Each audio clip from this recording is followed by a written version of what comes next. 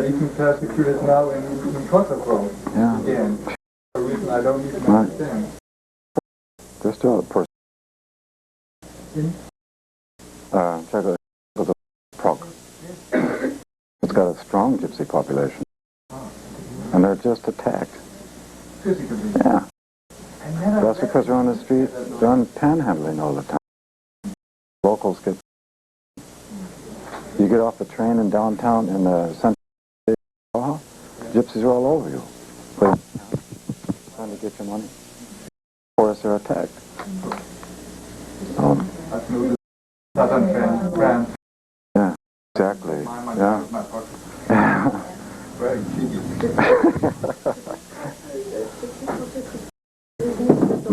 The rumor about gypsy culture is that originated... Which culture? Gypsy.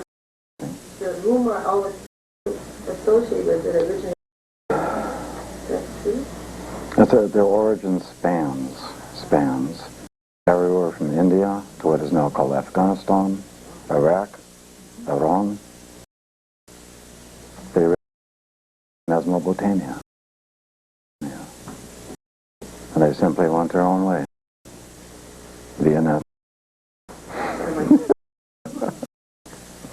They're great people. They're wonderful people. You sit down and really talk to a gypsy, it's really wonderful. They're in a reality. Yes, they are. We used to come to my grandmother's house in Austria, and we line up to get, my grandmother was somewhat well off, and line up. Line up for food. The babies, you know, she'd come at a certain time and she'd like give them stuff. And then she started saying, "Didn't I see you with a different baby?"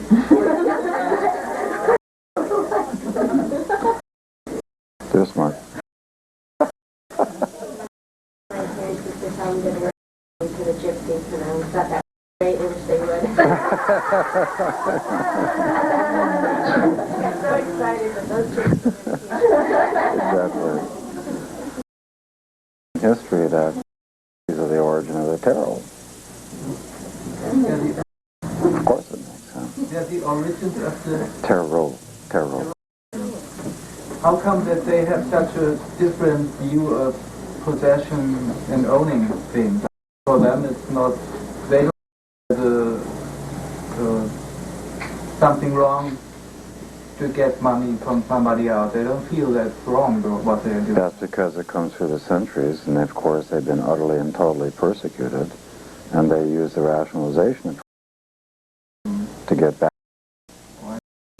But that's its own kind of distortion of the gypsy nation relative to the impact of the patriarchy. So it's not natural to them that different view of possessing or ownership is... It's their natural view. Okay. Because remember, back to natural law, i.e. natural consciousness, sharing and inclusion. To a distortion in a persecuted peoples. What do you recommend one? Like what a good one? Work. Oh, It's just a system of correlation. There's no right tarot, except traditional tarot. All these things wrote out.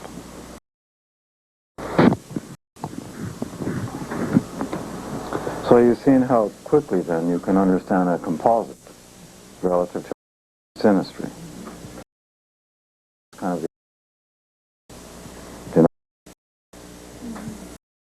So the real issue is what? To get yourself well grounded in understanding synastry. By the time you get to the composite, boom, definition time. Do you see that? The issue of slavery, I mean, obviously Pluto in the 6th, the house of servants, that would be one indication of past life slavery. But also, does that south node in Scorpio also mean being others' will? Yes. That's where the genocide comes in. The dominant grouping would come in, as in the Roman Egyptian culture, feeling enslaved. You have the whole issue of persecution of minority cultures implicated. dominance, superiority, who's better, who is worse, who's right, who is wrong, according to whom.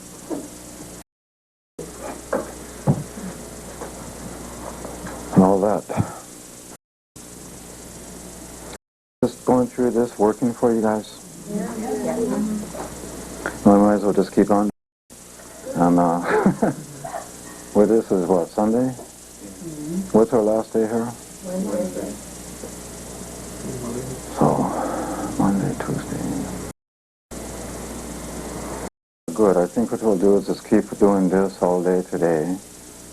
And then on Monday, we'll start getting into the transits, progression, solar return routine.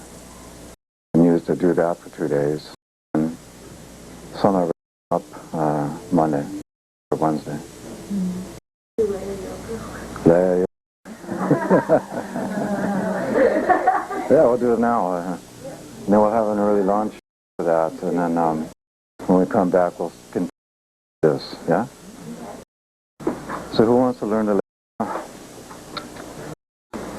You have to sit down, Lois.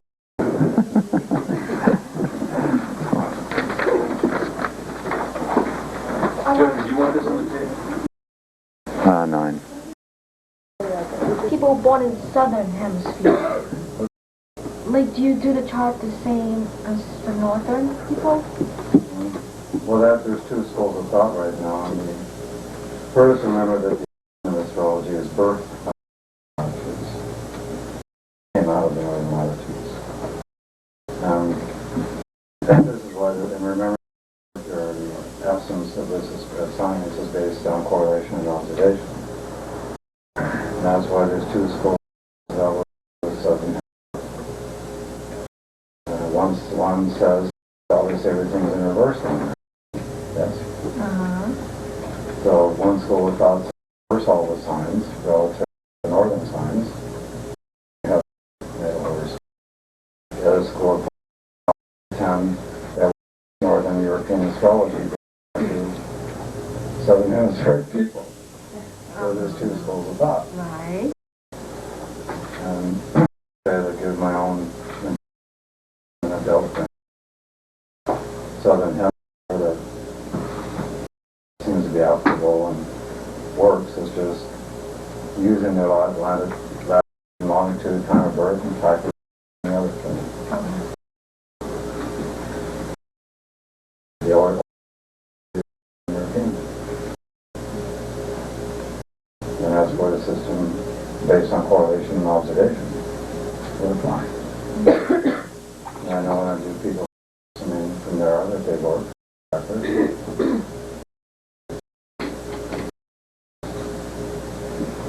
Any other tidbits? Is there colors for the chakra? Because I've heard, you know,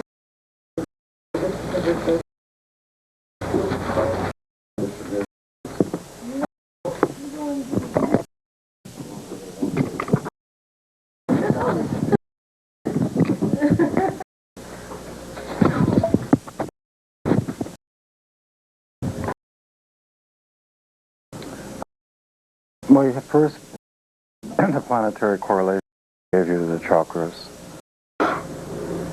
Because chakras have more than one. Or a certain they correlate.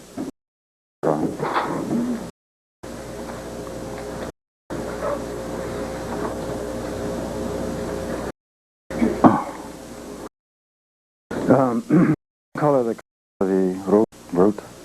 You have 3 abilities. One is what's called, I don't know how you would look at it on a wall, but it's called electric blue. That direct middle Uranus. The core of Pluto is, how would you describe ruby type color? Ruby. Yes, exactly.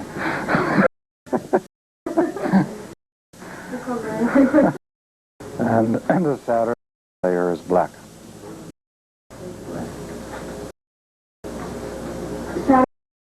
This is inner Saturn layer. That's the outer layer. That's why Kundalini is dormant in so many. And then the is inside. Pluto. And their gemstones Depends on what the purpose of working a chakra would be. If you're trying by way of the Iranian vibration, yes. Really good gemstone to work with, there would be like blue opal or blue crystal, so like pure blue crystal ground. And sometimes blue lapis.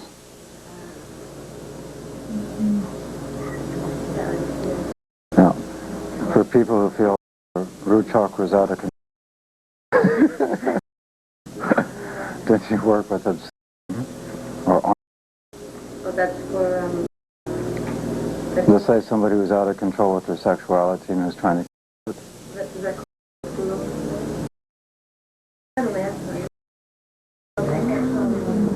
What were you saying about that? If somebody's out of control with their sexuality, not using it for the right purpose. So that person wear it or? Yes, you wear it, and you wear it in the pubic area. Women, they can actually insert it in the yoni. And then how about these crystals, the blue one? Same thing? Yeah. We just wear them where it is. And for men, they have, well, it would be like a necklace, but it's for that area. And you wear it right in the pubic hair. Pluto area, the Pluto correlation with If you can find ruby, which is, you can afford it. So, Ruby for Pluto. but you can also work, failing, if you don't have the force to buy it, then you can also work with the red, carmine. So that. Ask me. Karma.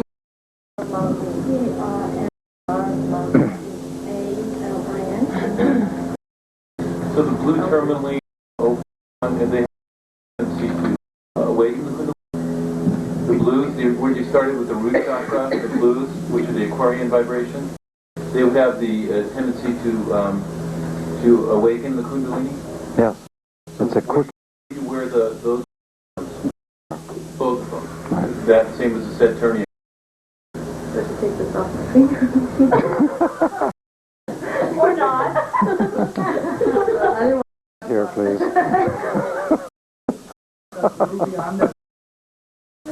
Yes.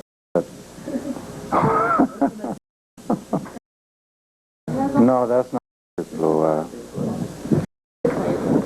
I'm colorblind. That's close. That's close. That's right. So, electric blue, right form of turquoise.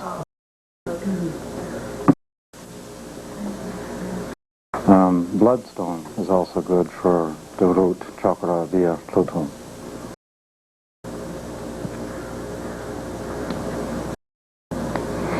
And then this is again Neptune and Jupiter. If in fact you're sincerely desiring to learn or remember, use the natural force that God has given you to not only heal yourself, but to access infinity. Then the particular chakra is lent to purple.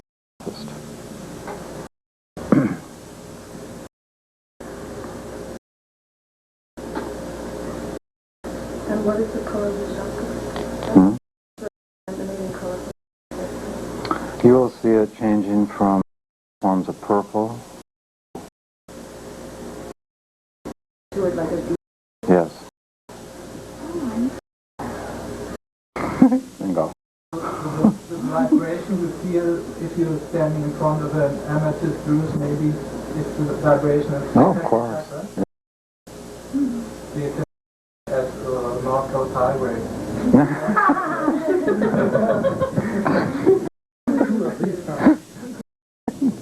You're great, you're good.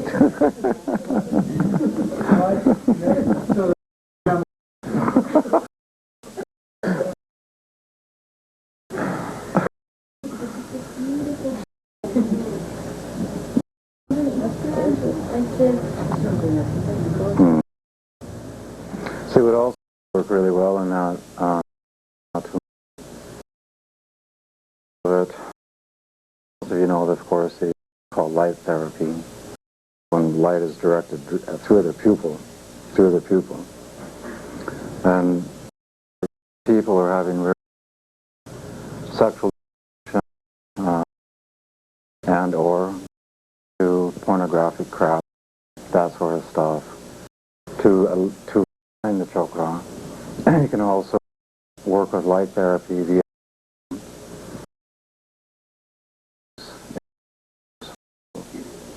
purple light. Another way to work with it, because most people don't know, there's chakra, natural connections in the body, also linked with the gland.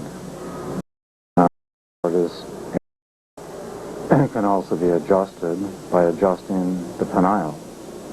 So you have light therapy for and in this case you use blue.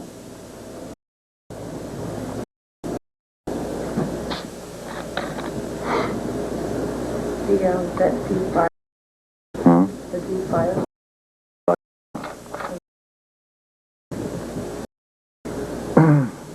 So the Kundalini gland runs which chakra?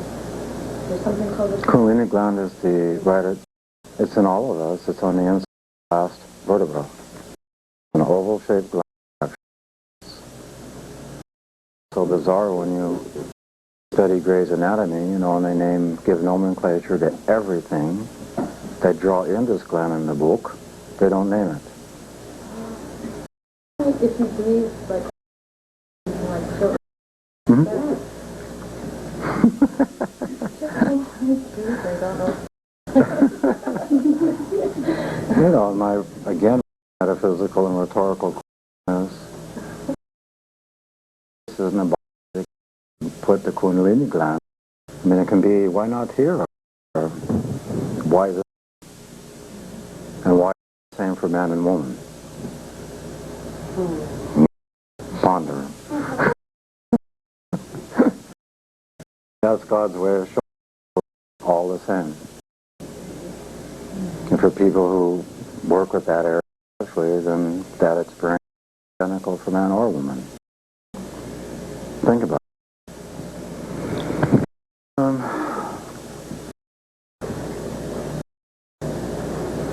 Where are we? Solar plexus. Navel chakra. This is, of course, Mars and Pluto. In our interface with external will, and word interfaces via Trinity to ultimate will. This is one of the major chakras in which metamorphosis takes by way of is to consciously and with sincere intent to really align your egocentric sense of will, or even will. Then the choice is obsidian. The next choice, black onyx. If you're having will problems, like i.e. masochist, you can actually stimulate the person, i.e. knowing when to say no and or fuck you. The way to do that, again is that stone of choice would be a ruby. Failing the resource to buy such a thing, again, bloodstone and or red carnelian. What? How to curse?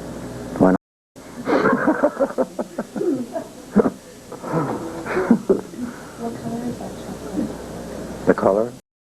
It will alter, actually, it's when you're between black and red.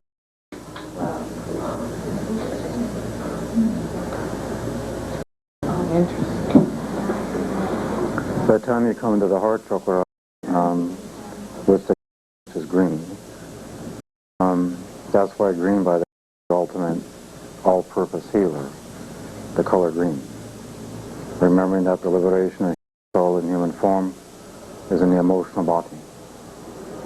Green is that color which directly connects to the emotional body. And, stone of choice, of course, would be emerald. Things like green tourmaline will also work. Green fluorite will also work. When you say natural, it doesn't. Does it also have to be uncut? And I'm not using it that way. In fact, when you start dealing with real issues into actual cuts, if you're asking questions about cut, this has to be cut into an octagon, 8 sides. This is The one for the navel.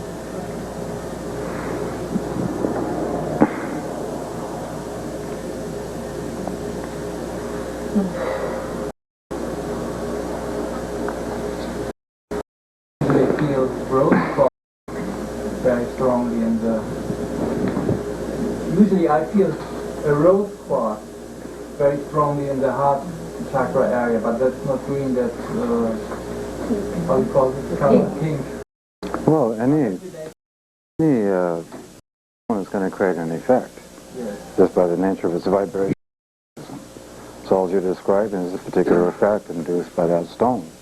With respect to healing, we want to link with these things. Specific healing.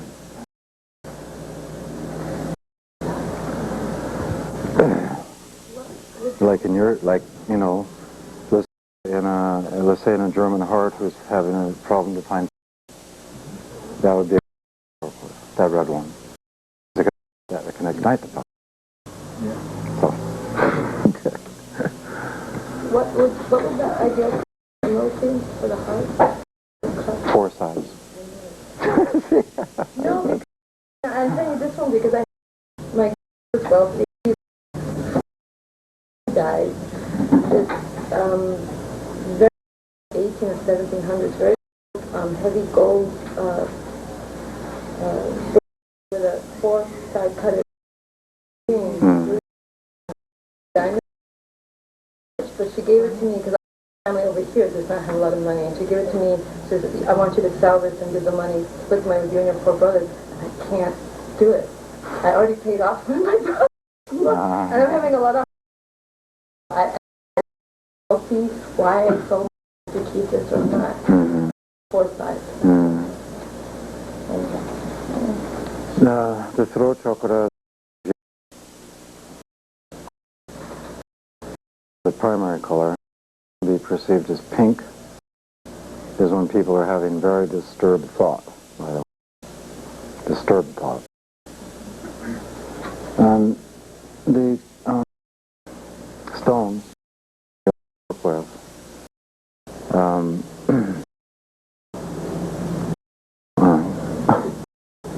certain things are started just a minute.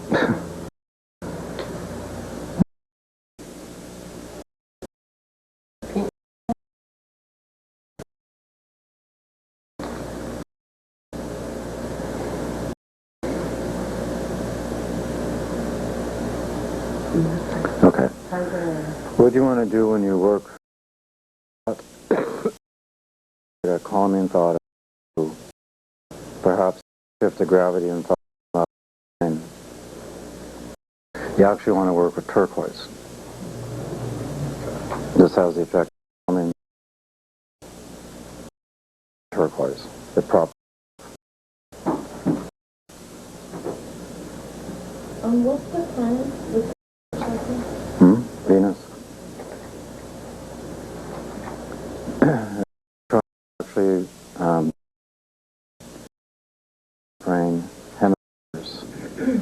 Then gold is your very best choice. We worn tight around the neck? Yeah.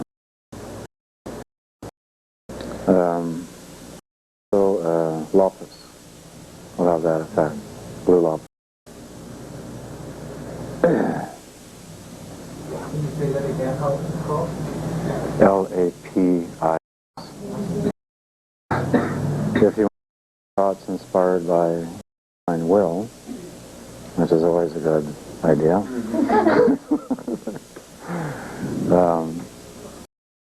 gold will be your metal.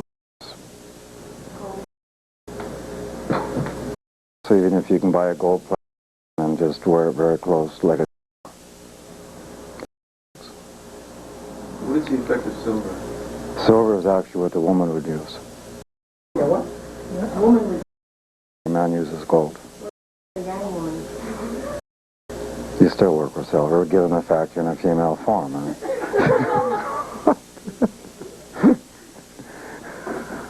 You accept that, yeah.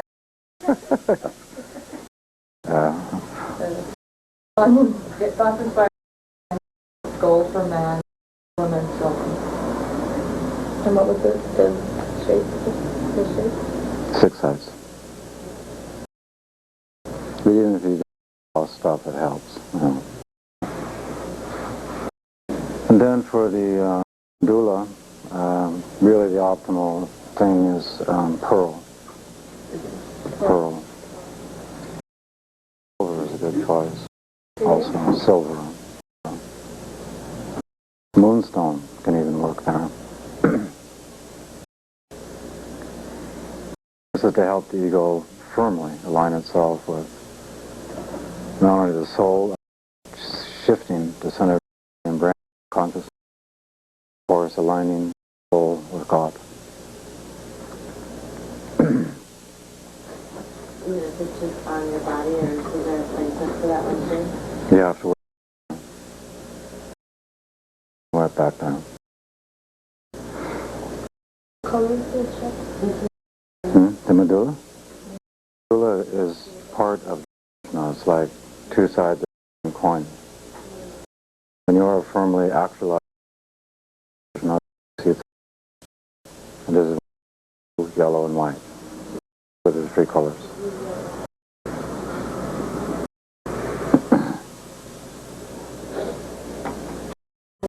Is there a shape of that, or is it just the straight line? What else do you need? So, blue, yellow, and white. I mean, let me ask you a question. Why do you think many, for example, wear oak right here? Well, that's the answer.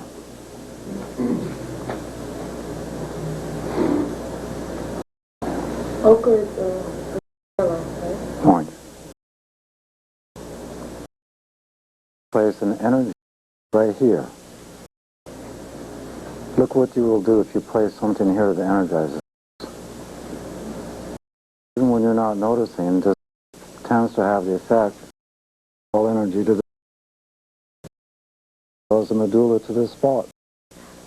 This is why when you see in Indian iconography, the moon is here. The ego is liberated relative to life. And so when you play or anything really, that will have the effect of drawing energy here. So much the better. The relative just to monitor air, enters, exits. Look what you're doing. Look where your energy is being to. And the point being that anything you do along these lines is helpful. You have to walk down the street. You have to breathe. Breathe like that. You'd be amazed what you begin to see. Yeah.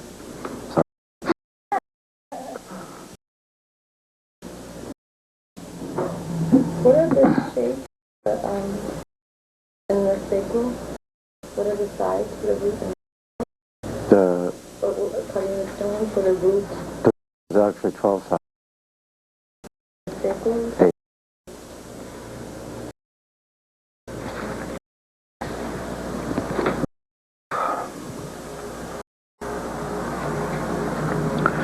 So you guys wanted to have July 4th break.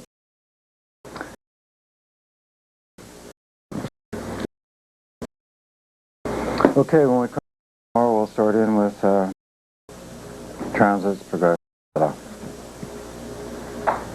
So, have a nice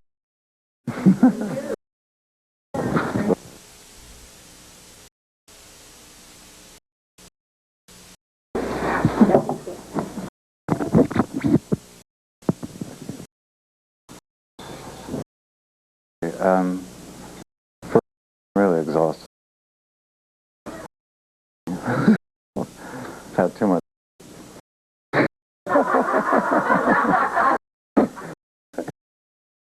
Really tired to get more. Couple months of him. Today, major thing will be consciousness transits. But I thought before that, for all evolutionary astrologers, there is a era in our life, and of course, reflected through astrology. For any of us, it's a hard topic to get through it. It can be influenced by evil. And of course, for a client, it can be influenced by evil. So I thought we should spend some time talking about that, because you were influenced, and of course, else can be. So what I can share is a way to identify each one of us experience that influence. Is there something you want to know about? Yeah. Okay. We know for ourselves and for then we can help, we can do something. It's better to know than we go through life and we're being influenced, impacted. We don't know what to do about it. Well, the first thing to know is percent of the energy of evil is simply unseen, unnoticed. And that is deliberate, from the point conscious, no different than conscious energy of God.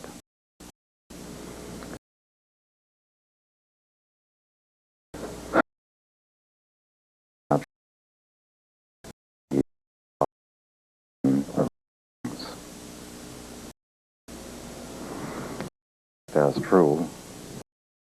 What is the origin of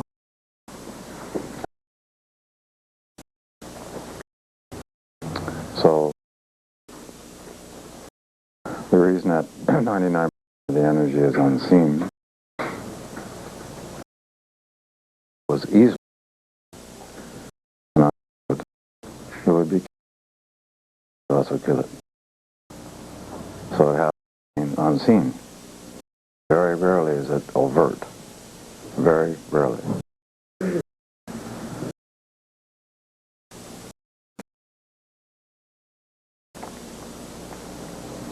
Evil can cause anything.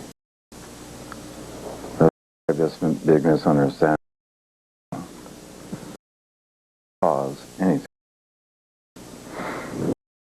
Can do.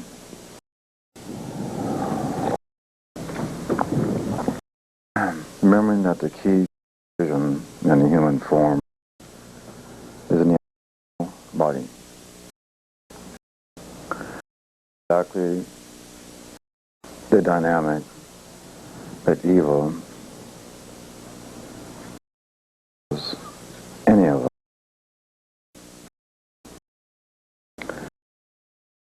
Can have a specific feeling, specific desire that is in fact emanating from yourself.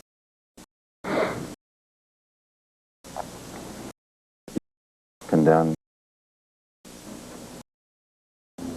This is something that's taken over. something that's originating in yourself. It over and intensifies and distorts it.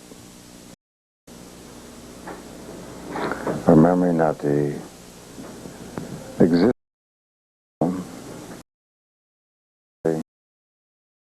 utterly deep on the human delusion.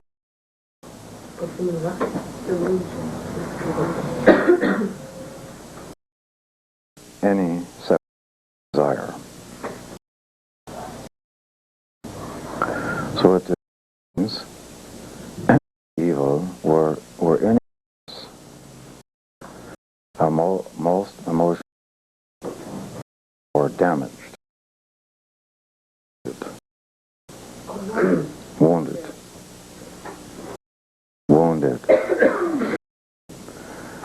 This is exactly where evil can.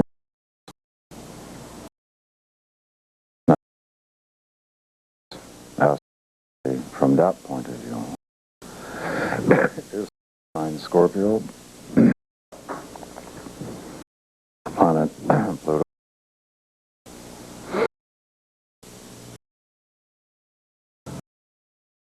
Stressful from Pluto, planet. The low Pluto, Mars, and whatever stress X it can be receiving. These are natural areas. So you location of planetary ruler, house sign, aspects that are ruler, natural way you can be influenced. The stressful X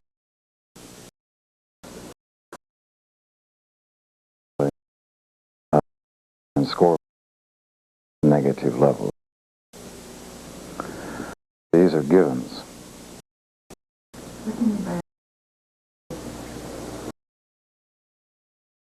The application would be of Scorpio house.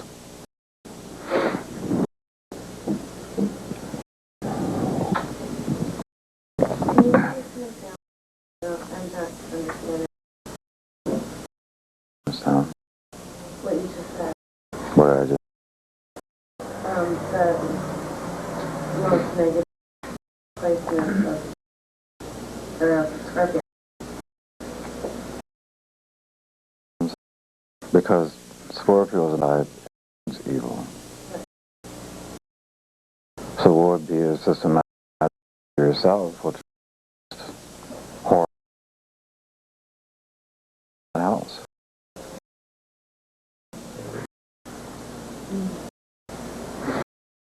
Let's say somebody had Scorpio 12th house. The most or evil is somebody in fully enlightened and create an inner complex where they think there's some sort of defect in themselves, oracle-like, and utterly convinced.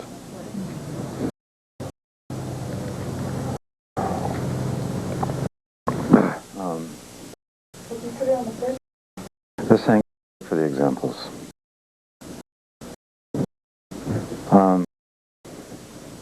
But here comes a secret.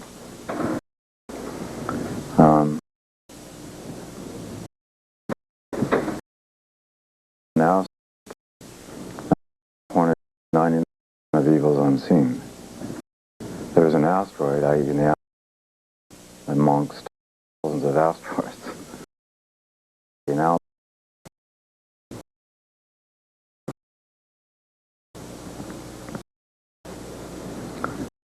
thematic this is in a moment. And we're all going to have an natal form in our chart.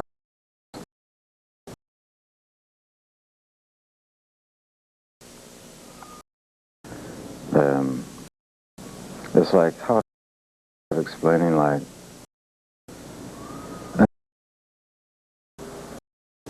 this would be the area that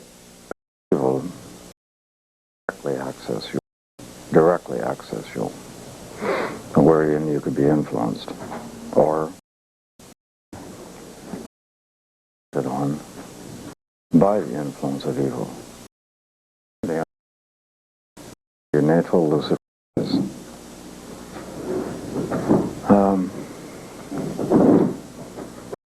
And of course we have transfer. I want to show you how Devantic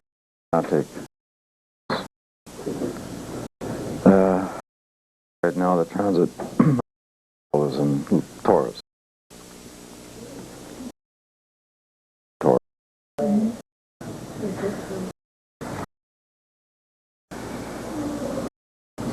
And this, to give you an example, is referred as ethnic Yugoslavia nationalistic. As it turns out, through geodetic equivalent,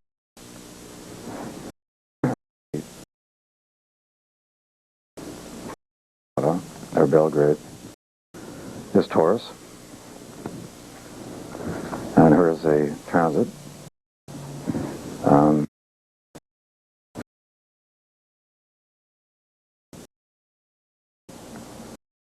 Hitler being a Taurus.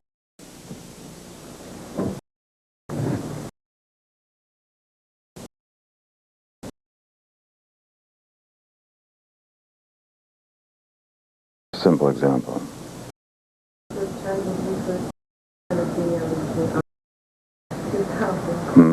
I don't know. Another example.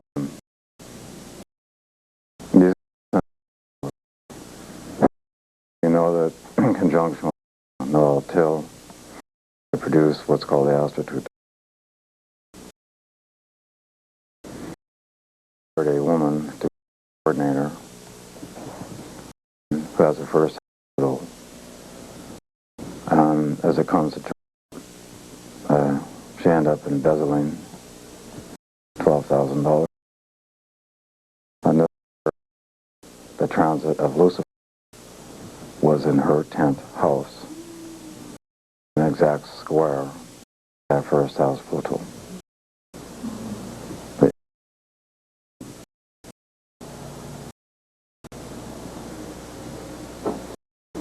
So, you see the point here.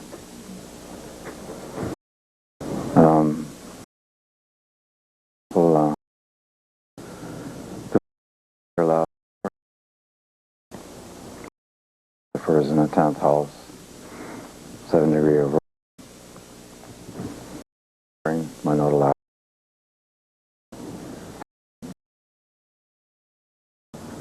Right away you see the signal for what happened in my family.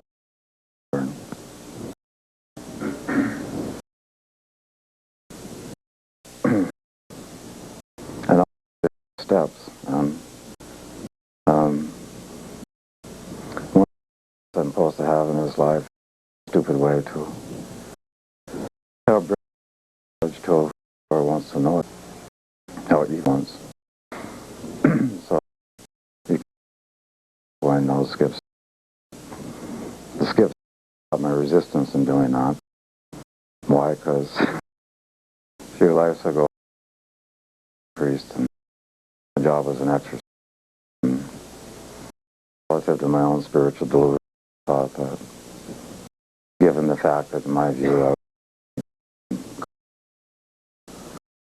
using ego sense in the last moon, in the context of doing an exorcism, a very intense scenario, and here I am not acknowledging it's God's all-powerful. Not absorbed, I just couldn't breathe anymore. Just yeah, but coming,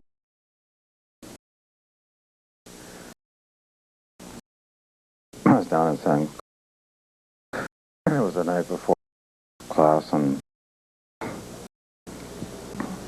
I had an intake on the next day.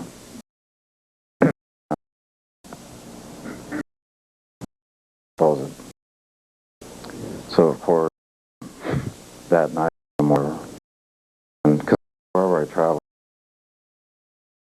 candles and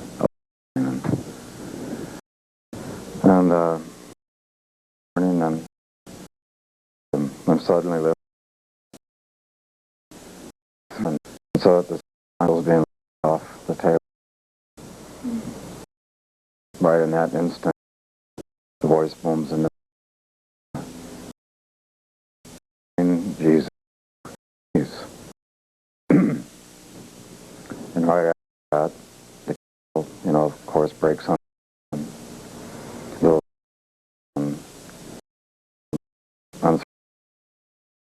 and day carved into my scar. So this is an example of influence of evil. And you see the connection there, mental stupid, the career for in 10th house, exposing self-badge, the point. Here is that all of us. That you can notice that when evil comes into you, when it actually is, you will have quick, almost feelings relative to the state you're in that second. And right after that, an intensification,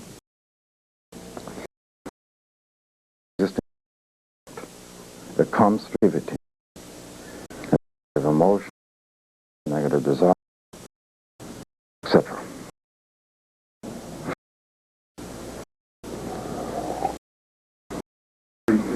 For what happened in school last year at the St. Remember that it was very subtle how evil influenced, and that it gives an example of how this stuff happens and it's under real tensions. In fact, Dave is alluding. That very when Lucifer just turned retrograde into Aquarius. When he told me You believe with me. We were doing the chart of a woman who had volunteered, her and her boyfriend. And when we were doing the chart, we naturally talked about the material of this boyfriend. And there was in the class that had an emotional reaction due to suppress her own emotions. And she and accused Ulu of being feared, and they wanted to talk about this without him being there. And all this came up in the guise of a woman. It was. So the net result of that day, that evening as well.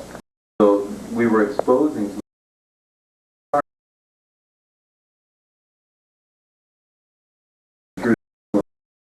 in the intentions the things weren't exposed. We got back the next day, we went through the chart and it's accurate. We, at one point, I remember we did like a group meditation. You could absolutely shift in that room.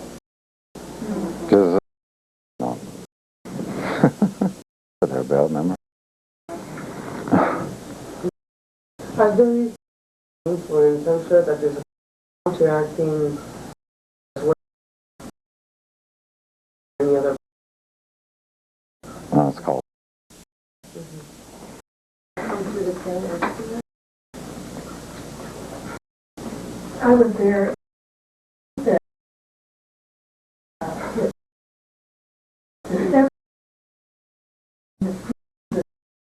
Each other, like right there, so heavy, And it was like we couldn't to agree.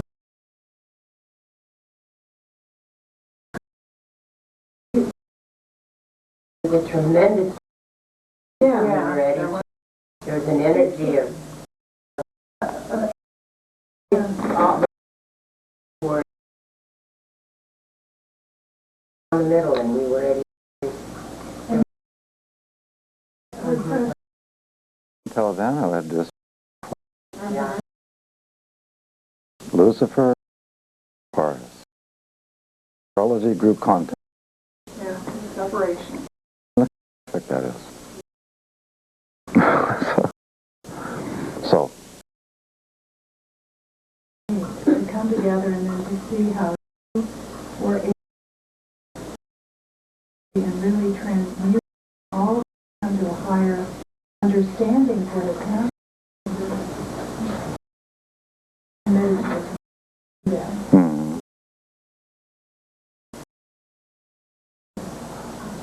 Well, you know, personally, it's not, you know, to be perfectly, it's not something to learn more about life I want to know. Put it that way. Speaking about it, I mean, it's all been activated, of course, of this Pluto transit squaring that stupid Lucifer.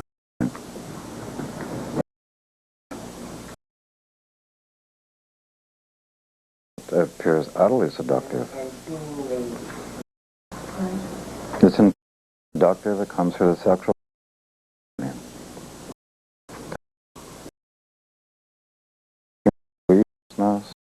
No sense of real purpose, meaninglessness, futility. And this is how evil appears because of, so to speak. And many get tempted. It's being tempted. I had an experience like that. A couple of Christmases, my daughter was and invited me to the family dinner and was angry at me. I was prepared, had presents for me, and all this. And minute, she said, "Don't come. You're on time, don't come." And just lit into me. And this energy came with the whole series. I've been worried about her for a long time. But it came here, allowed to come to the so loving energy came in and said, "Oh, Dad, just throw the, you don't ever have to do this kind of trauma. Just hang yourself. Always to that kind of, I mean, the beginning part of my life was a lot about suicide. But this just came in so loving. And I just started over and over. And there was that prayer of St. Francis. And I'm not going to do it until I get the in prayer straight.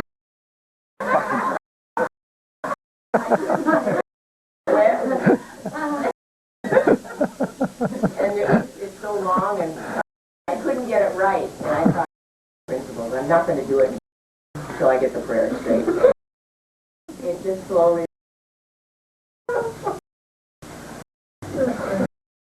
Doesn't evil actually have a very positive effect on us by showing us our weakest and weakest spots to become more confident? The name Lucifer is the one who brings the light. So actually evil may be a strong evolution.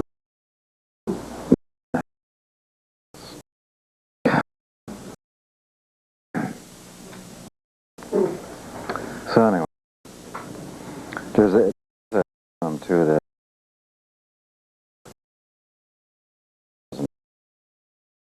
include the farm. It's free. Did I access it in your internet? Download talk. You get the engine in the word astrology. enter. And there's a list of biology programs available as either or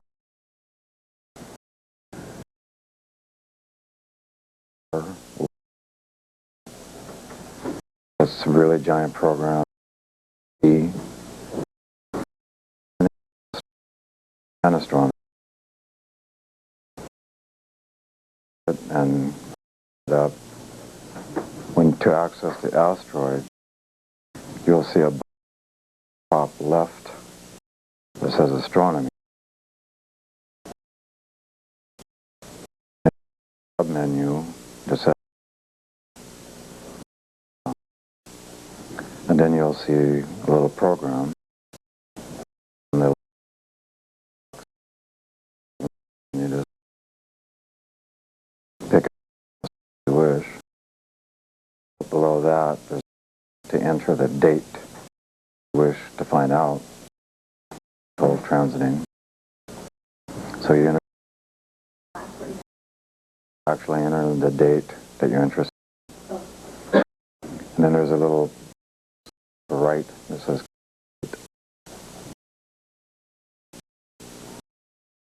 another menu.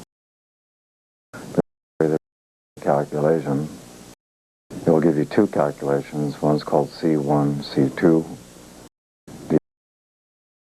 D1.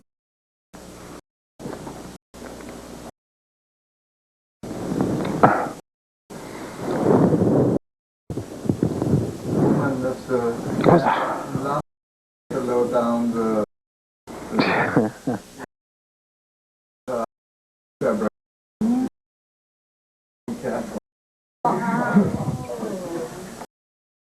put your shield on before you load.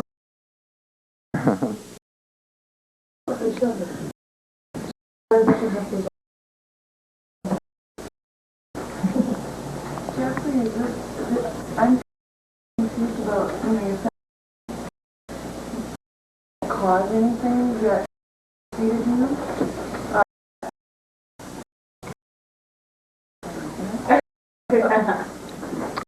Sounds because despite the fact that I understand, the fear and it's the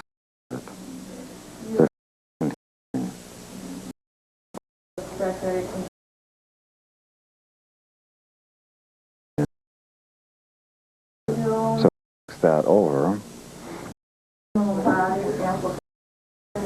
create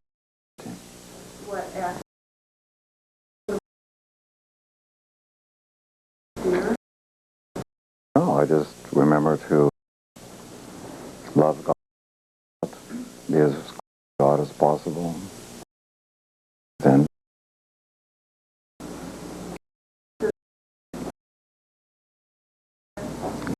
even in the San Clemente, you could there was all tapping and thrown on ground and knees being carved up and blood coming out. Little carpet.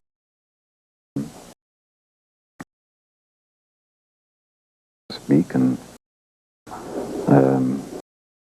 just basically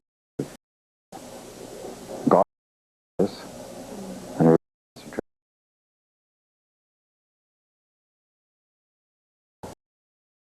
done. We use water on the fire. Stop. Even in London, when you was there, it was wiped out.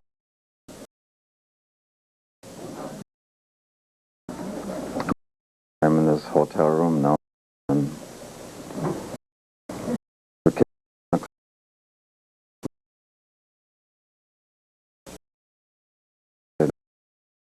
to evil, possible, that for this evil different way.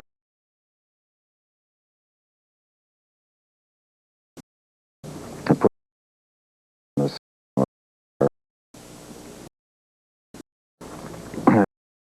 actually for yoga.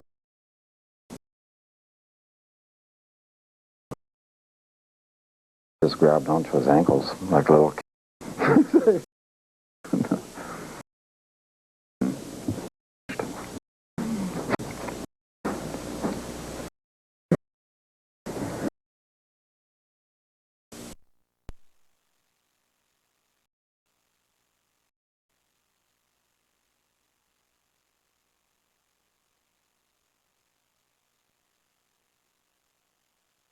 like when I'm shown something linked with world events and political decisions and how this is actually being influenced and why and how and that kind of thing.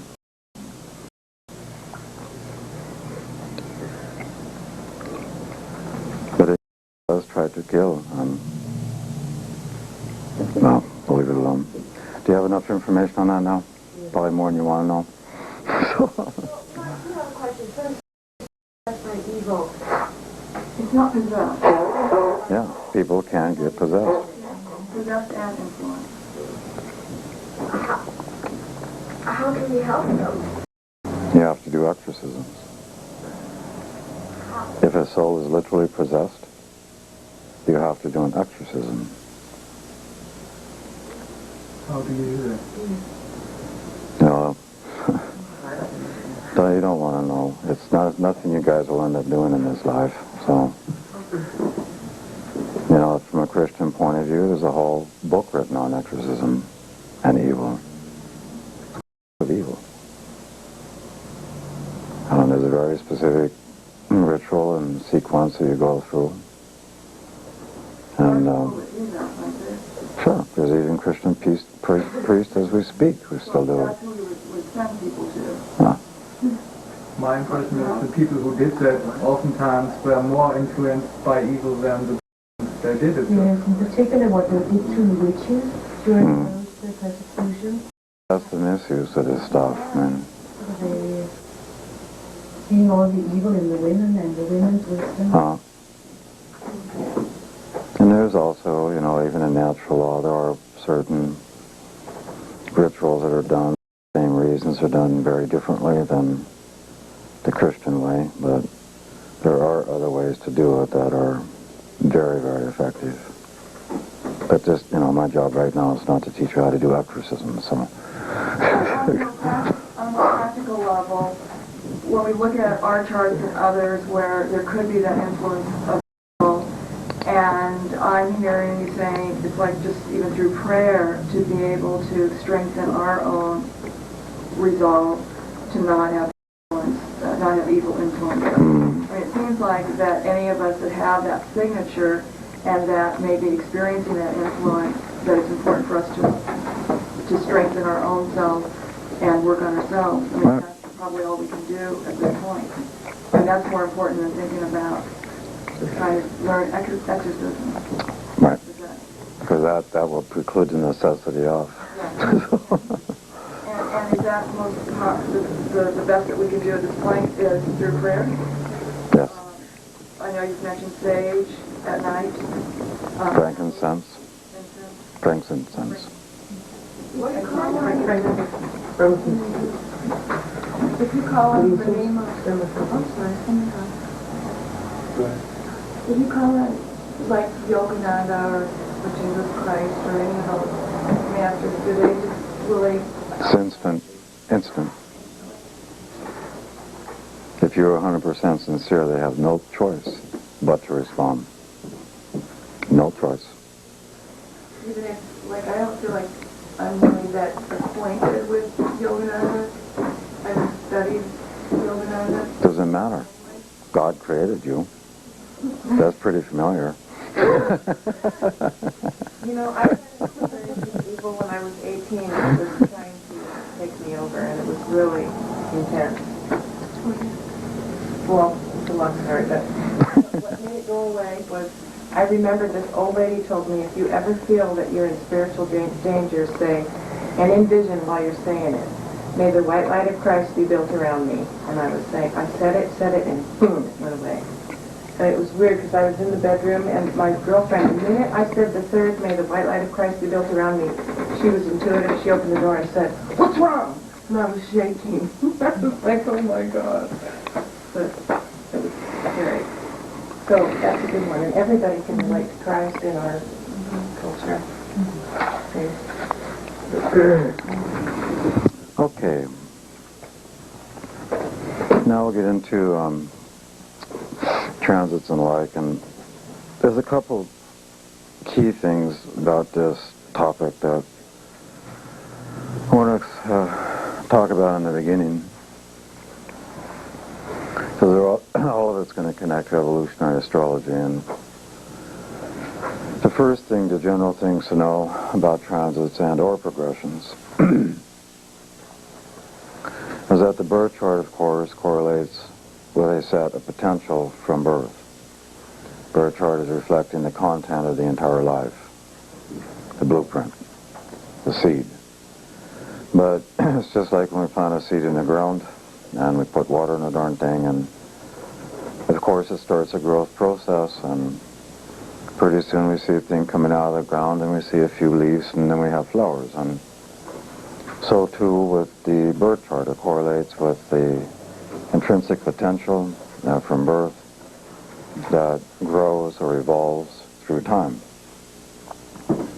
And what the transits / progressions correlate to is what a psychologist would call developmental timing. Or from the evolutionary point of view, when certain dynamics, inner, outer, are meant to be experienced at key points relative to the evolutionary intent reflected in the birth chart, birth. That's what transits are. They're timing devices and progressions. Now,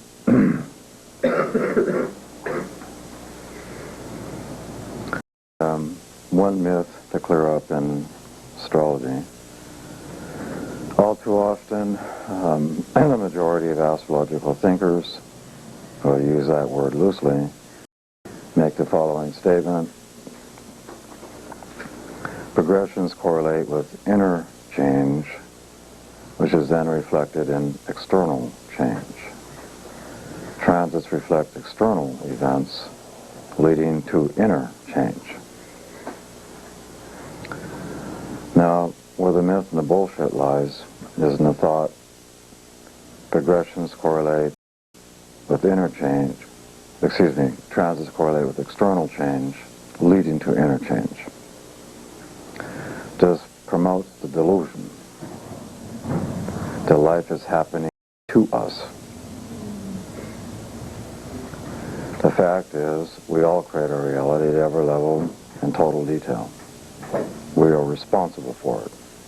Nothing is literally happening to you, even though it can certainly be perceived that way. So, in essence, transits and progressions are the same thing. They both correlate with inner change, which is then, of course, reflected in your external environment. The only issue here is perception. If you grow up in a culture that is teaching you that your ultimate authority is outside of yourself, i.e. the externalized, anthropomorphic, perfect male god hanging out in space on his happy throne, that induces, relative to the religious conditioning, a perception pattern in which you perceive life happening to you. It's just a perceptual issue. So, of course, for those that have already understood the intrinsic truth, we all create our own reality, inner and outer, then this creates a different perceptual point of view, meaning the external environment is simply perceived as a out-picturing of what is going on within you internally.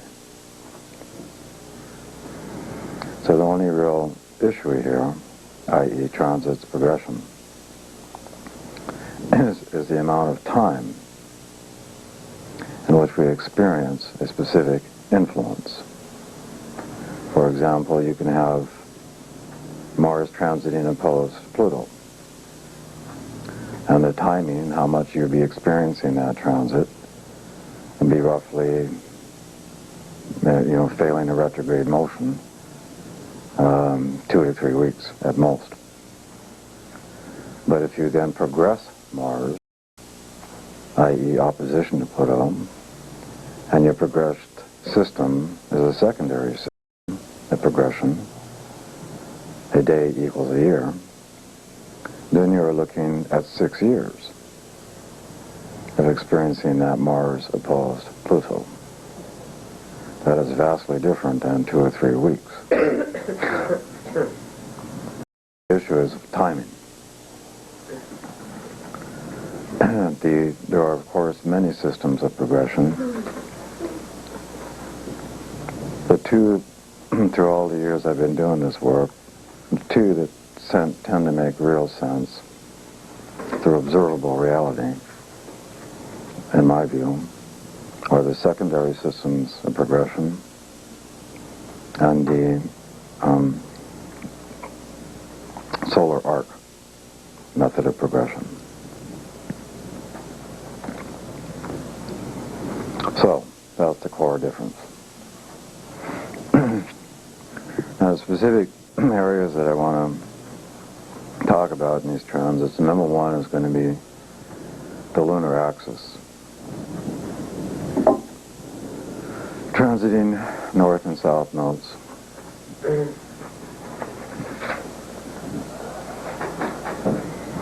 Technical question? Yeah, sure. There are so many different kinds of secondary progressions, and even there are different kinds of solar arc directions. For example, we can relate the solar arc to the medium length of the day or to the real length of the day and stuff like that. Oh, the solar arc I like is the one where you progress each planet a degree per year. Yeah. And the secondary system is the same one, a day equaling a year. Where one day Yeah. equals 1 year. Do you take the calendar day, or do you take the day, the length of the day, maybe from how long the sun is at mid-heaven to at mid-heaven again? Because that's not 24 hours. What's funny about that? How many hours in a day?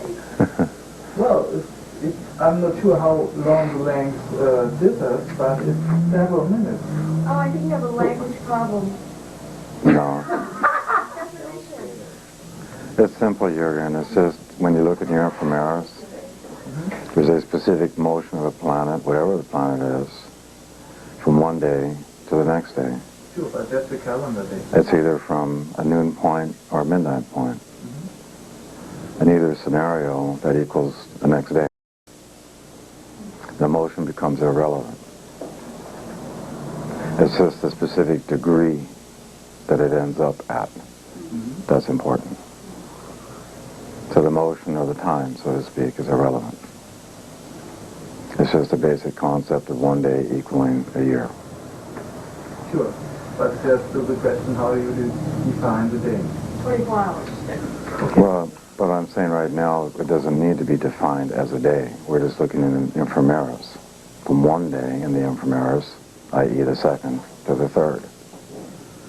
If we had a noon ephemeris, yes, we can look on day 2, look at Venus. We're going to see on a degree and a sign that Venus will be in. On the solar arc, then, you use the degree per year. It's like at age 50, the progressed sun and the solar arc sun are going to be at different spots. I'm sorry. If using the degree per year, given enough length, age since birth, degree per year is only going to be different than the progressed sun, because the progressed sun is actually using the We've been talking about the secondary sun. The secondary sun, right? Yeah. The secondary sun will be different than the degree per year. Then you would use the degree per year.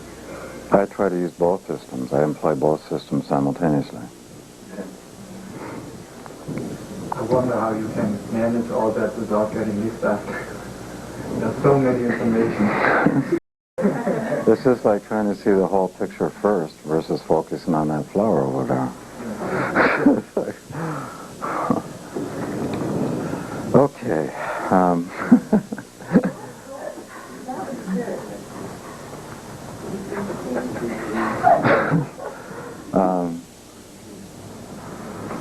I need a break already. I'm already tired. First thing we want to talk about here relative to transits will be the lunar axis. Transiting north and south node of the moon. Now, this this is obviously one of the key transit stories be monitoring in your own life and or life of clients. Obviously reflects what is seen in the nodal axis, i.e. the natal nodal axis of the moon. And remembering that this is one of the key components in the evolutionary karmic axis within the birth chart that specifically correlates to our very personal conscious sense of reality. Or this is where our ego is formed, which then correlates the immediacy of life experience. That has the effect of reflecting what the core evolutionary intentions are from birth as reflected in that nodal axis. So of course you have to have a core understanding of what is understood in the natal chart with respect to Pluto, the formation of the nodal axis by the soul, house sign, and of course the location of their planetary rulers. That's the natal imprint. The current, wherever the current transit of the lunar axis is, will specifically correlate in its own way to what that natal intent is. In effect, whatever house or sign the north and south node of the moon are in correlate to the immediacy of your life experience. And whatever the nature is of your inner-outer reality as reflected in the transiting nodal axis is directly linked to what the natal intent is. So in essence, you're going back between charts. Natal imprint, current manifestation. Obviously, the south node transit reflects recreating via the immediacy of the current circumstances. Recreating via current circumstances that are symbolic of your past. The intent of which, by way of the transiting north node of the moon, is to make new choices as demonstrated in that house and of the transit of the north node. New choices relative to recreating circumstances that is symbolic of your past. In other words, you either have the choice to make old choices you've already made, or new choices. So if new choices are made, you're obviously honoring the evolutionary intent of your soul. If you're making old choices, you're retarding, if not bringing to a standstill, the evolutionary impulse. Now, there are two applications to the current transiting nodes. Right now, south node's Aquarius, north node's Leo. That's true for the collective. So on the one hand, we have a collective application, meaning every human being is responding in their own way to the south node of the moon being in Aquarius and the north node being in Leo. An example, there's a time frame. All you have to do is validate your own life experience, time frame, which all of us have been coming through relative to the south node in Aquarius, in which all of us in our own way have been experiencing a relative, almost a bit strong.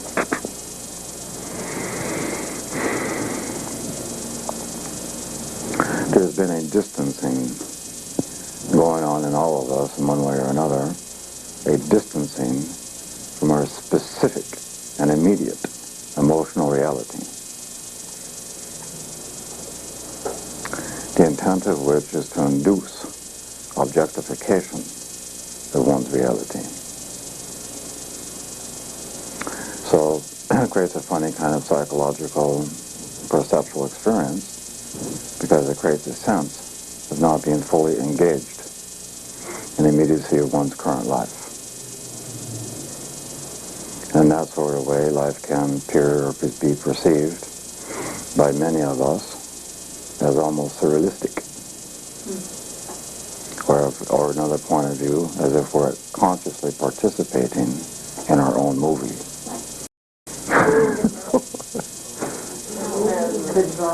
Consciously participating in our own movie. And the intent of doing so, of course, is to make us aware, because as long as we involve the moon, keeping in mind its natural polarity of Saturn, so when the moon's involved, on the one hand, we're also reflecting the nature of our immediate circumstance and how the past has brought us to the moment, i.e. our current circumstance.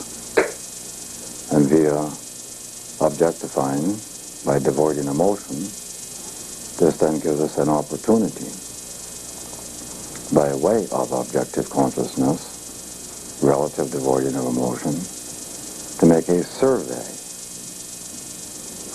of overall life. And in an objective survey, becoming aware of what we need to move towards, North Node and Leo, i.e. areas in our life that we must learn to take charge of in a Leonian sort of way in order to reinduce a sense of personal purpose, Leo, for the life we're currently living.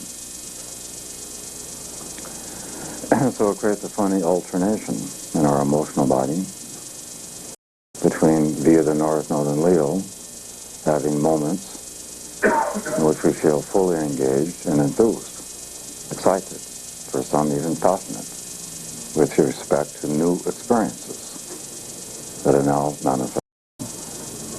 And at the same time, alternating back to almost a state of no emotion and feeling kind of in a temporary suspension. And just alternating back and forth.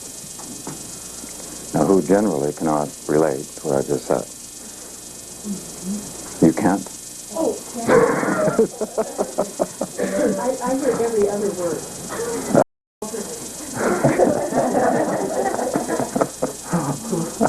No matter where my personal south node in my chart is, wherever the actual transit of the south node is going to, the quality of that sign, I'm looking at my past life, how this quality appeared and what has to become more conscious to develop the opposing quality. Yeah. Is that right? Mm-hmm. Then I got it. Wunderbar. That's going to be generally true for all of us.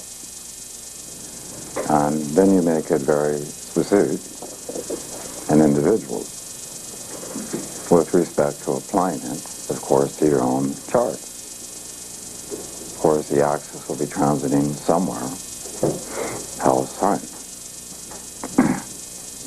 So the actual house with the transiting south node in Aquarius will then specifically correlate to what the content is, your specific individual content,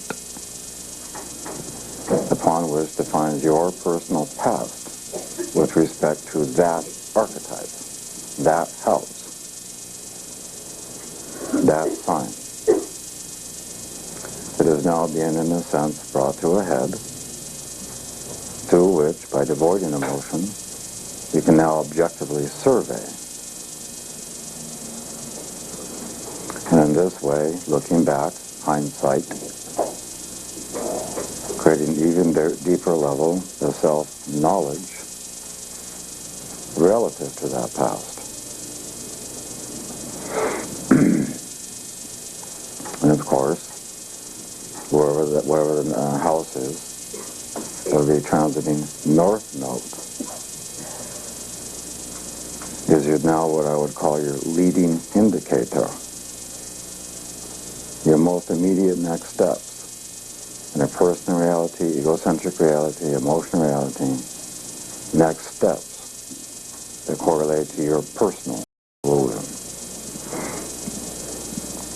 Now just take a moment, reflect on your natal chart, reflect where this axis is, and you will see it.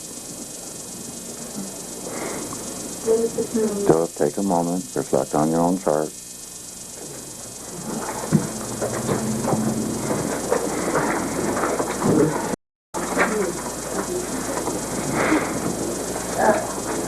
Martha, what degree of Leo is it at right now?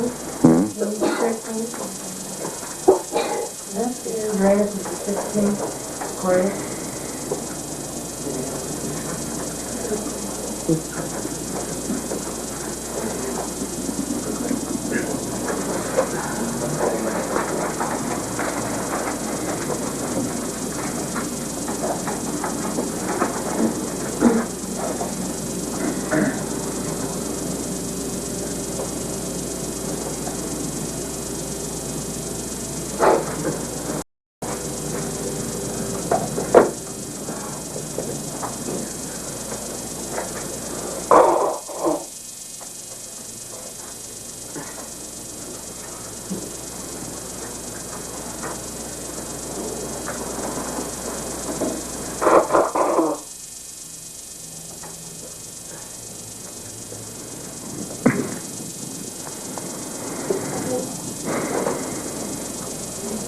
Okay, girl, what was that St. Francis?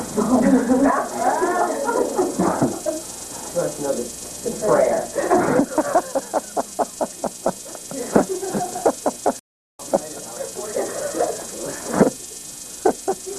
So it takes me a little bit of time to get through it.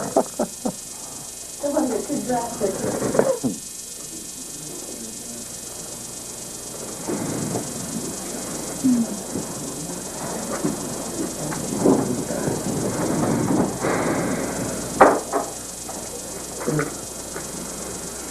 In how, what degree or shall we say for transit?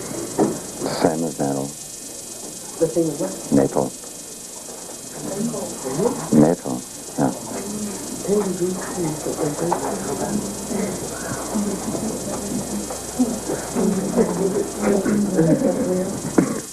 if the nodes are conjunct planets in the chart, let's say, let's say conjunctive north node, is that going to be?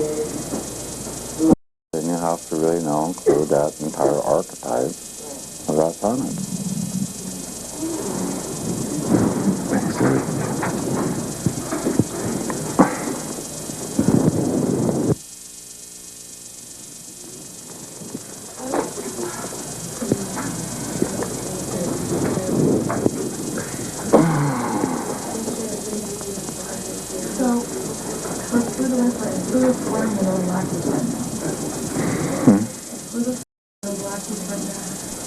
The transiting Pluto? No. Transiting Pluto? No. Pluto's in Sag.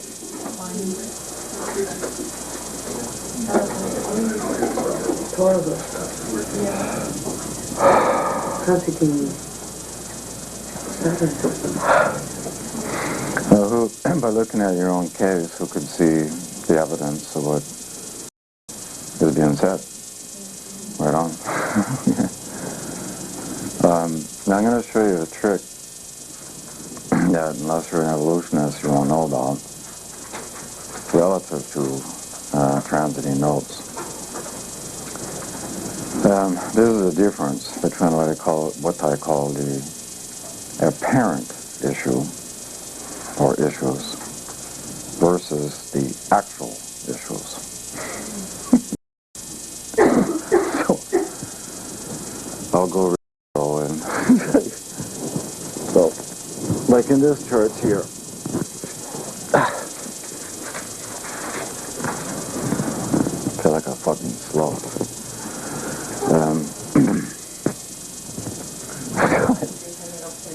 Just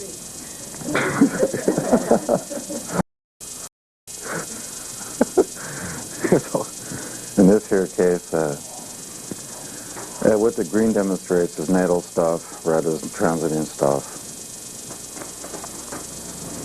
So, natally, we see South Node is already in Aquarius, and in this case, we made a Jupiter conjunction.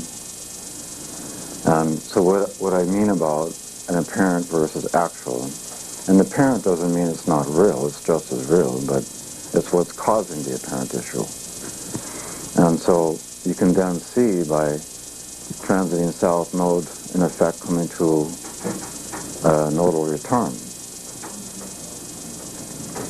that what the apparent issue is seen in the actual house and sign of the transiting node. So all we have to remember is what the third house archetype is. What we have to remember is the Aquarian archetype. Put the two darn things together. This becomes the apparent issue. But what the actual issue is, we have to refer, like in this case, the transiting South Node is in Aquarius. So in all of our cases,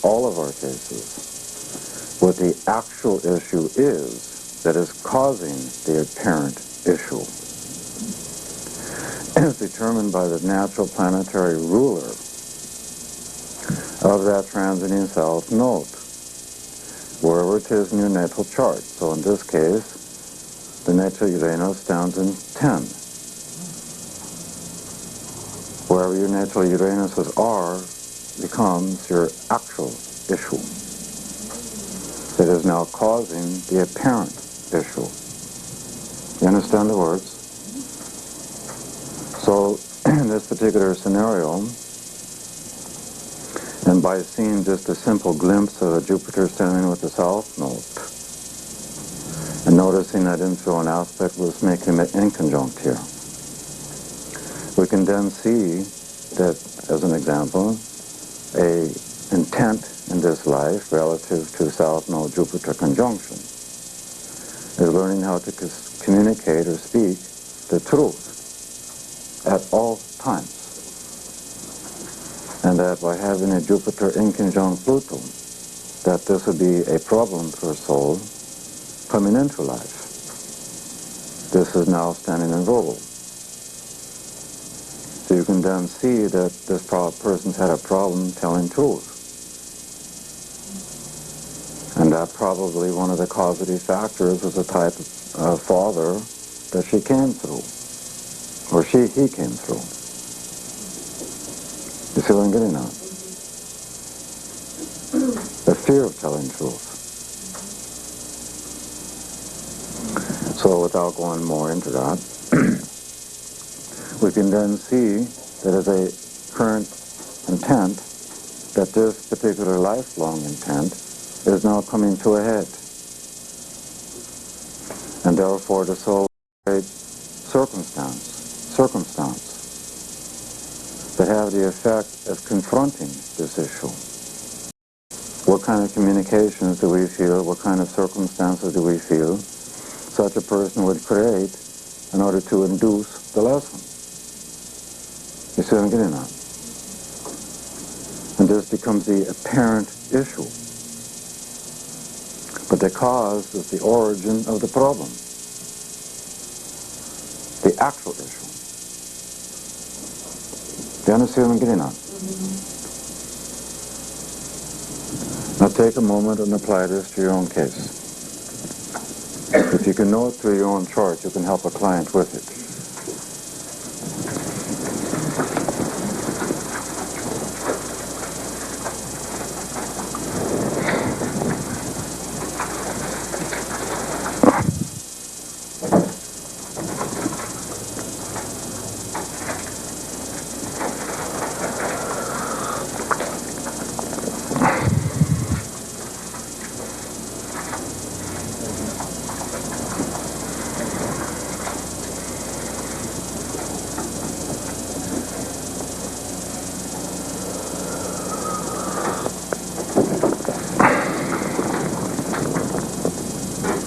summarize that lesson would be the realization that honesty, even when it hurts, always leads to and creates the right reality. So this would then mean that, let's say we put, say, sun down in here.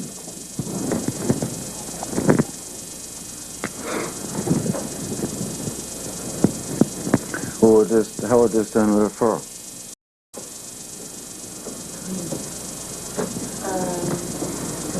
We're able to focus on the evolutionary to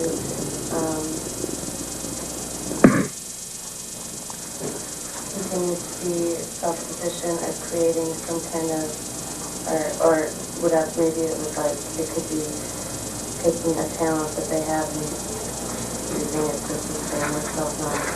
That means first to be looking back to determine the reasons and causes of why there has been a need to be dishonest. And then in looking back, surveying back for the entirety of the life, using the perception of honesty to look at the totality of the past in a new way. And this way, it recreates a sense of purpose, which then establishes a basis of it making new direction, new ways of integration. You see? Which then in the second house would be a major new investment, second house, into herself. So this is how you apply it in all cases. Right now it's a really interesting phenomenon that all of our natal suns, relative to North Node transit of Leo, are being implicated. The right purpose for our sense of living.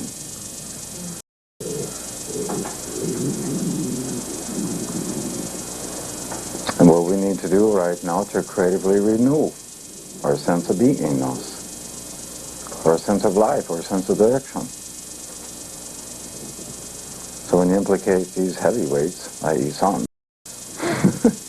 it's a really critical time frame.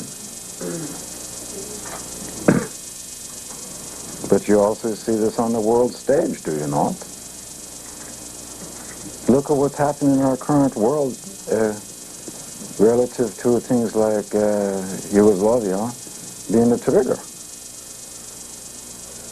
Look what's happening politically, internationally.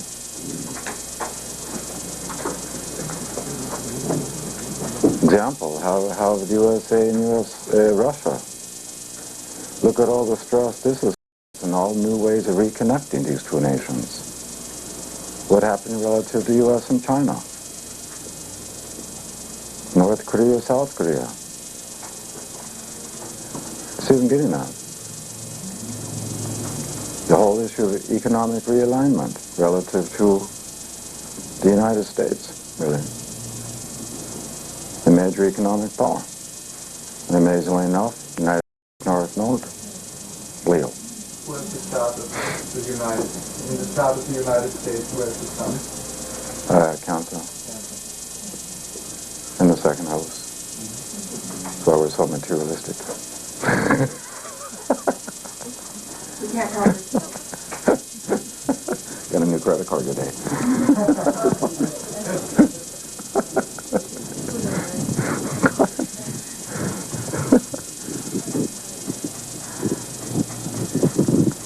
Now, the next thing about when you work with nodal axis is there are key transitions in its transit. Obviously, it returns to itself every 18 years.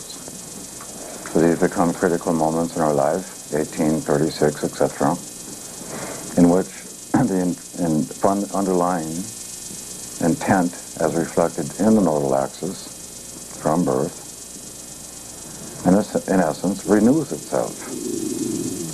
18, 36, etc. So that sense of renewal at those critical times has the intent of what? Furthering the evolution of the underlying intent symbolized from birth.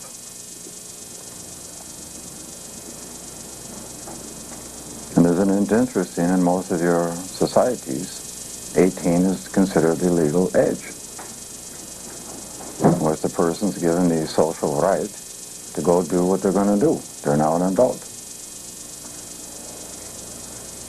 Interesting, yeah? There comes times, of course, when transiting nodal axis can square itself. There are times when the transiting north node is conjunct the south node. It becomes interesting times to be living, and when it squares itself, what are you looking at? You're looking at what we call the turnstile image. Turnstile. Turnstile. And we're given the choice then because, in essence, this correlates with the time in which what we can call one's past and one's future come to a point of conflict. And very critical choices, in most cases, need to be made at these key points in time. But one core issue. I'm either going to confront what I need to confront relative to my existing reality / past, and by way of it, I can make choices and move forwards, or relative to my fear of emotional insecurity, the nature of the moon, I keep my old reality / choices in place. Turnstile.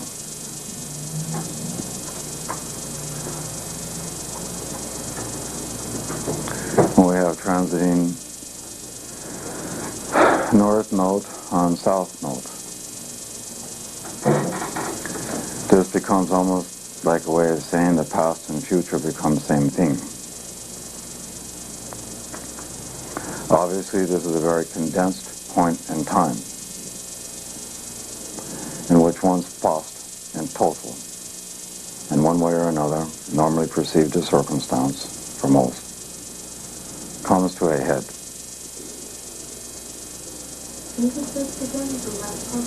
In which one's past in totality comes to a head. And it is again the symbol in which the individual can either make choices that are old choice because of that past come into a head, or, of course, new choice, which allows the evolution to proceed.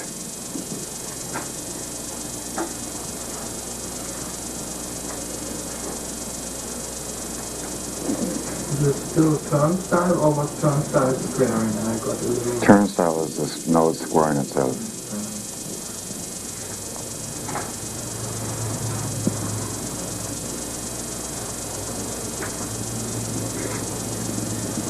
Now, I would also suggest when you do transiting work that you also look up, if you've got the program, the current transits of Mars, the nodes of Mars, Venus, Mercury.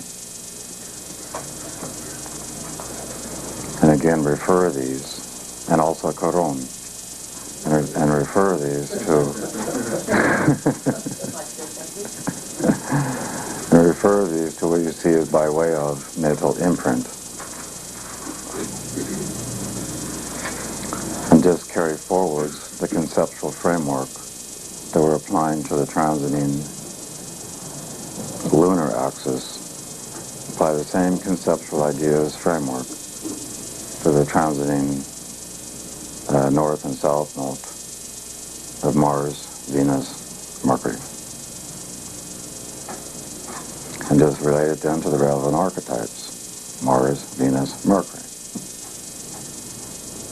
Do the same thing with Chiron. The other planets don't matter that much. Hmm? I mean, the other planets like... When you link the nodes to Earth from a geocentric view, then the outer ones, like Jupiter, Saturn, etc., barely move.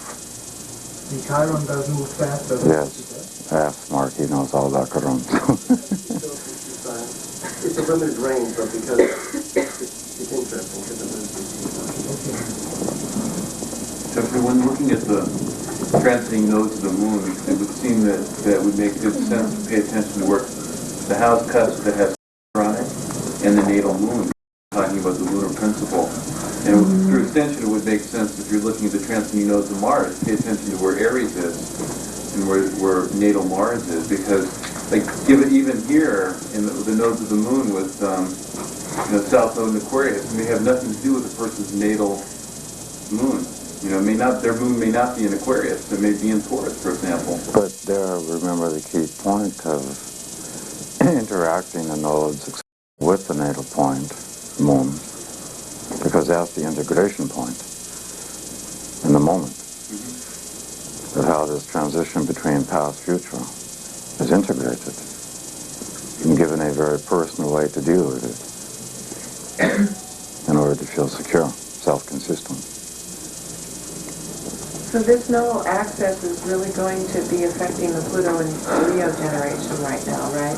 Like all of us, because the North Node would be on our Plutos at some point in this time, and the South Node would be hitting the Pluto polarity plane.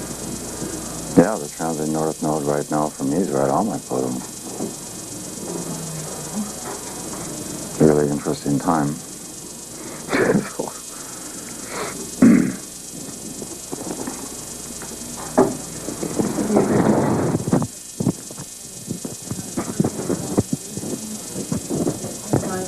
All you have to do is internalize your focus and listen intently. You will hear it. Make yourself your inner astrologer.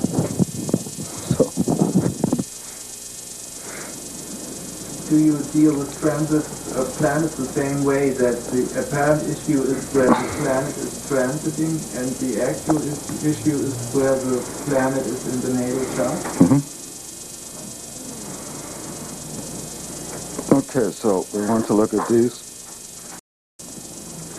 transits. And then, of course, the transit of Pluto.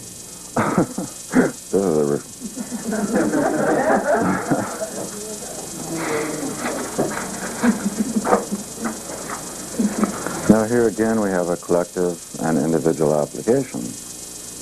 Obviously Pluto's transiting through Sagittarius as we speak, but obviously has a collective application. And again, remember that when you start trying to interpret transit for a person, or progressions, whatever, remember the key issue here. Astrology only operates rightly, or correctly, relative to the observed and existing context of the reality that you're trying to understand via transit, etc. The individual context of my personal reality can be vastly different than someone else walking down the street. We have two contexts. So to understand the transits in my case versus that person's case, we have to relate them to that context. Similarly, when we apply it collectively, we have to have a total understanding of the not only the current collective context for all of us called planet, but the specific contexts at a collective level of each nation. Each nation. Once we understand that actual context, then we will understand how the specific transit, in this case Pluto, which embraces the evolutionary impulse, reflecting the two types of evolution, cataclysmic or uniform. So once we understand the context, then we understand the application of the transit. Example, 1920s, the whole planet experienced Uranus transiting. In the context of the United States, that correlated to what's called here the Roaring Twenties, financial good times, the invention of credit came out at that point, and so on. You put it in the context of Deutschland, 1920, we had massive inflation, to the point where people were using wheelbarrows of Deutschmark to buy a loaf of bread. So we have two different contexts. And relative to context, with respect to Deutschland, because of that context, Uranus Pisces, that then became the collective need to then find some sort of social icon, Pisces, that was ultimately called Hitler. In other words, the context was the cause of the manifestation called Hitler. Somebody save us. So then he had to find a convenient scapegoat, Pisces, called the Jews. You see what I mean here? Context. So,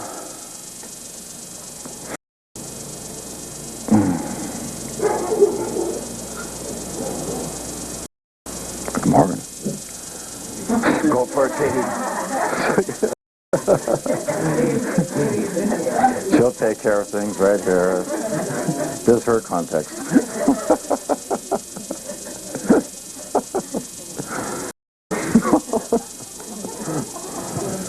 Not a, Pluto Sag, on a personal basis, let's deal with it then. The issue here for all of us is to become as extremely honest about who we are as we possibly can. That's the intent.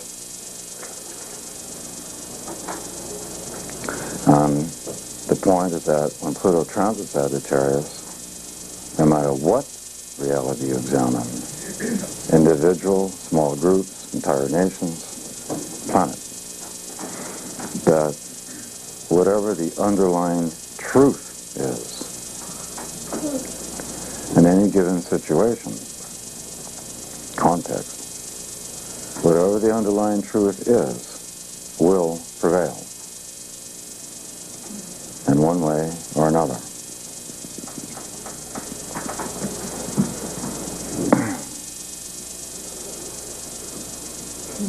So that then means that wherever dishonesty exists,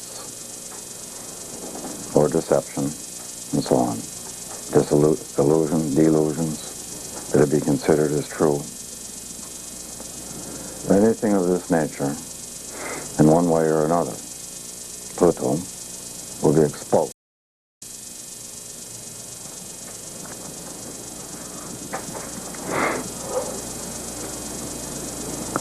For some, relative to specific context, that will not necessarily be a pleasant experience.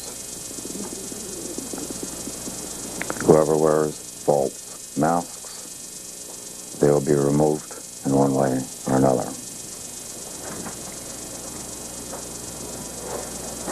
Just as the false mask of Mr. Satan, called Moshlevic, Yugoslavia, is being removed.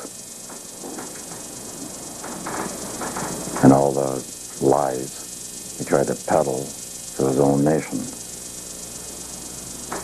people are now progressively discovering the truth. You will see in a very short amount of time this man will not as a result of this fact. So, for those that have trouble with honesty, just remember one natural truth. Honesty, again, even when it hurts, will always create the right reality.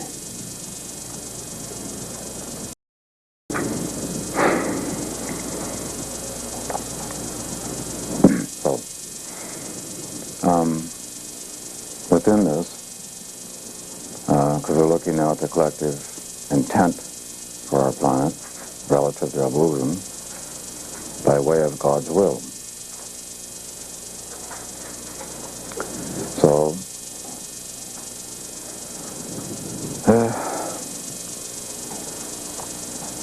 one application is to create a fundamental shift in the center of gravity in all of our consciousness. A shift from left brain to right brain, in such a way as the intuitive, the non, the abstract, and the conceptual become the point of gravity in the individual and collective consciousness. Now,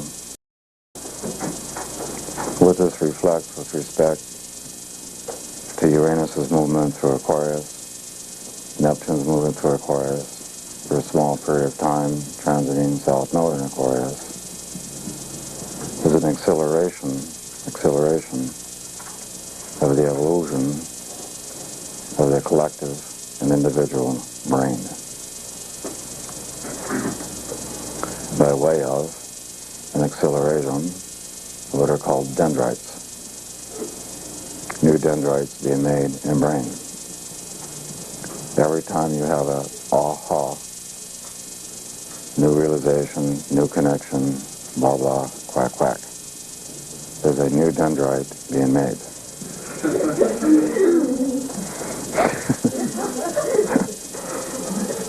I wonder, you connect that to Pluto in Sad. and not to Uranus. Simultaneous.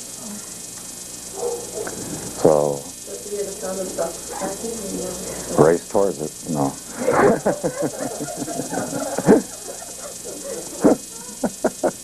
Bring the bread.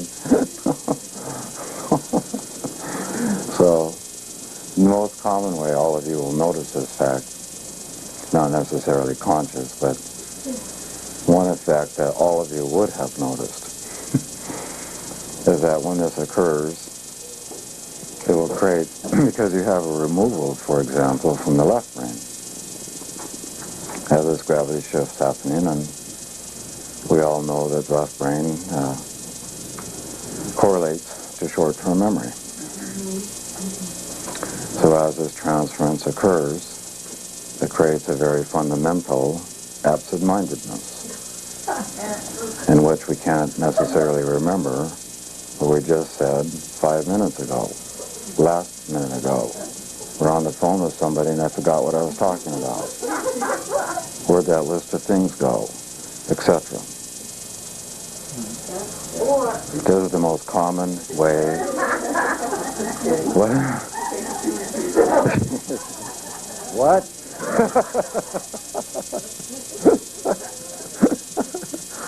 Big great many conversations, right? Huh? What'd you say?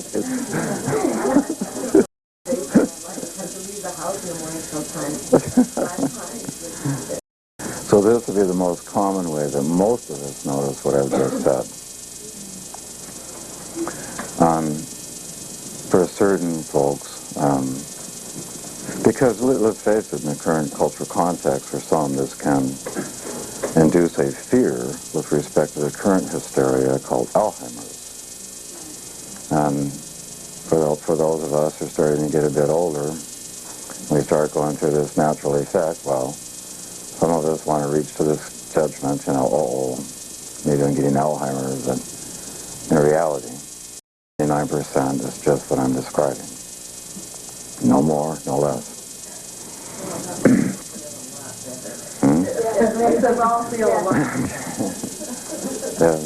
What's interesting about this is, through the polarity of Gemini, all truths have their limits. Like I could say these walls are white, and we could all agree on that, but it's only partial truth. I could say these walls are white with a red tint. That would be more accurate. As I include more and more Gemini, I could get down to the specific blend that is greater truth than these walls are white. But what you're suggesting is how Pluto goes through Sagittarius, the Gemini side of that, the details of the truth are being blurred. Is that so that we can start to embrace the big picture? Holistic? Yes. To embrace the big picture. So it's necessary to lose sight of the details. Just like when Jürgen asked me this problem, I said if I look at the picture, I see the whole picture versus a specific flower. And by looking at the whole picture, I see all the flowers, including the specific flower, at once. In the 280-year, whatever cycle of Pluto, collectively, now we're moving into a period where the right brain